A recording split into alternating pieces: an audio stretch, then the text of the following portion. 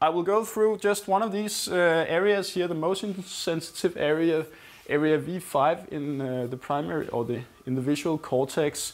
So V5 here is an area that's devoted to processing motion, and that could be all sorts of visual motion that you can have. And if you, for instance, get a lesion in this area, you will become motion blind, which means that you see the world just as in snapshots. You won't see that things are flowing in front of you. You won't see that cars are moving. You will just see that you see snapshots. Suddenly something is close to you, whereas you thought that it was long away. And also, for instance, if these people with lesions in the motion sensitive area, they have to pour a cup of coffee, well, they just see in the beginning the coffee cup as being empty, and then suddenly it's full because they cannot really see that something is moving. So, so this is an area located in both hemispheres, somewhat away from the primary. So that's I think the yellow. So this is just my drawing on another map, but these corresponds in principle to the same area. So V1, V2, V3, and V4 and V5 over here. But it's also in one of the earlier slides from the senses, on the lecture on senses, so you can go back there and see what the colors correspond to. But the idea is really that the motion sensitive area is responsible for processing visual motion, and it will probably also be activated, even though this is a static image. If you just look at it, you will see that these bars or these wheels are rotating, and you will probably see that you will get activation of the motion sensitive areas, even though it's an illusory motion that's not really present. So something makes up this illusion that makes you believe that there is a visual motion which is not really present.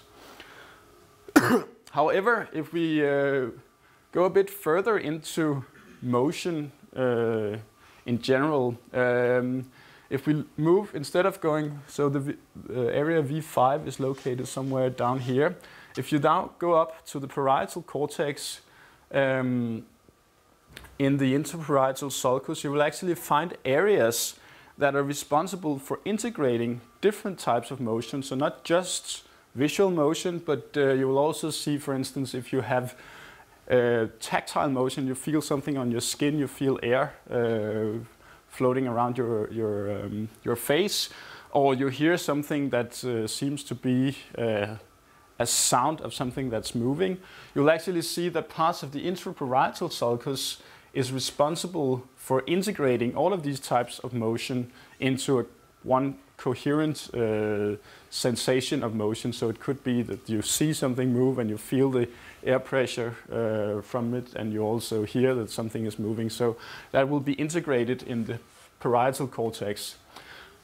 So it's not just the motion sensitive area in the visual cortex that's responsible for processing motion. You also have higher order integration of the different senses that can give you the experience of motion. And that's the reason why I've taken this into this, because it shows that, well, the primary or the visual cortex can use or can process the motion information for the visual part, but then you also have to integrate that with other senses in order to experience the coherent motion, in this case something that's maybe passing you as being something that's moving. On the other hand, another feature of the brain is also that it's able to process objects, and a lot of the studies that has been done in order to study object perception in humans is actually these binocular rivalry images, where you either see, in this case, the face or the vase, and the old lady and the young lady on this one.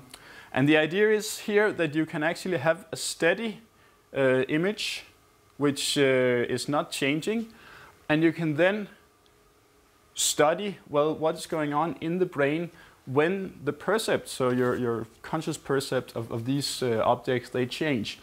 And What you then will see is, for instance, this is a study where they have used images like these. You will see that parts of the temporal lobe will change activation depending. So when you have a situation where you switch between watching one or the other object compared to a situation where you just have a steady image of watching an object. So you will see that the temporal lobe, so now we're not any longer in the parietal lobe, we're in the temporal lobe, has a selectivity for objects. Actually, there has been suggestions that there is object-sensitive areas that are responsible for very specific types of objects. So, for instance, two areas in the fusiform gyrus, one called the fusiform face area. So, some of you, they had it on one of the anatomical slides. Another one is called the parahippocampal place area. They are very close together in the temporal lobe. So one of them seems to process faces and the other one seems to process places. So in this case they made a stimulus where you, for one eye, have a picture of a face, and the other eye you have a picture of a house. And what happens if you have that sort of visual input is that the percept, so what you see, will shift. So it's not like a mixture of the two images. It's either you will see the face or you will see the house. And what they then showed was that, well, at the time points when subjects they see the house, well, there you have increased activation of the parahippocampal place area, whereas when you see the face, you will have activations of the fusiform face area. And this is just showing the time course in an experiment where you have different stimulus types. So also if you just present a visual stimulus that's either a house or a face, you can actually see this. But on top of that, you will actually also see that that there will be activation changes in parietal areas and frontal areas that follows this change of percept. But it seems so that the temporal lobe represents the type of object that you see, whereas the parietal lobe and the frontal lobe is more related to the fact that you have something that consciously changes for you. So you either see one thing or the other, whereas the specific thing that you actually see will be represented in the temporal lobe. So if we, this is somewhat hard to see, but this is a bit easier. So this is a brain where we have, all the gyri and the sulci has been inflated, so it's just a flat map. And I believe the dark gray areas are the gyri and the light gray areas are the sulci. You can see how these areas, they lie very close to each other. And if you then have different types of objects, you will see representations of these objects. So regardless of what they are, they will be represented in the temporal lobe, so in these very anterior parts of the temporal lobe. Then we have also the place areas. These are the ones marked in green here. So this is from below, you will see this. And you have the face areas, so these are the ones marked in red. So as you see, even though that people tend to, for instance, call this fusiform face area a face selective area, you will see that there are also a lot of other areas that pops up if you show faces to subjects. So it's not like you have a very, very strict, only one area for processing one specific type of objects. It's actually distributed within the temporal lobe, and also, for instance, when it comes to objects in general, well, you also see that there are activations in the infraparietal sulcus. So this very strict dissociation between the temporal lobe being selective for objects and the parietal lobe being this dorsal pathway where you only see where you're supposed to react to something, or the representations that are important for you when you have to do some kind of action directed towards an object. You will actually see that it's not like an complete either. It's the processing of the objects is strictly in the temporal lobe, and the processing of information that's required for motion is only in the parietal lobe.